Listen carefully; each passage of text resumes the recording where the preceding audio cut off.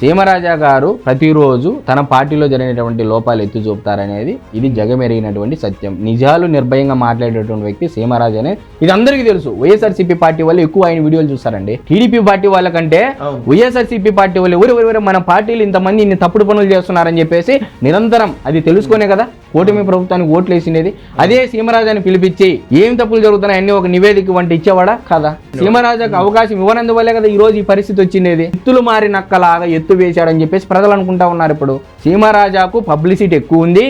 సీమరాజాని ఈ రోజు ఒక సెలబ్రిటీకి లేనటువంటి క్రేజ్ కూడా అంతకంటే ఎక్కువగా ఉంది ప్రజల్లో. 2 తెలుగు రాష్ట్రాలే కాకుండా యావత్ ప్రపంచం ఎక్కడైతే తెలుగు జాతి ఉందో ప్రతి ఒక్కరు ఆయన వీడియోలు చూస్తా ఉన్నారు. ఇది తెలిసినటువంటి అంబటి రాంబాబు గారు సీమరాజాను అడ్డం పెట్టుకొని తన ఇండివిజువాలిటీ ఇమేజ్ ని పెంచుకోవడం కోసం సీమరాజాను అడ్డం పెట్టుకొని ప్రెస్ మీట్ పెట్టారని చెప్పేసి వైఎస్ఆర్సీపీ పార్టీలో ఉన్నటువంటి వారు, అదే విధంగా న్యూట్రల్ గా ఉన్నటువంటి ప్రజలు చాలా మంది భావిస్తా ఉన్నారు.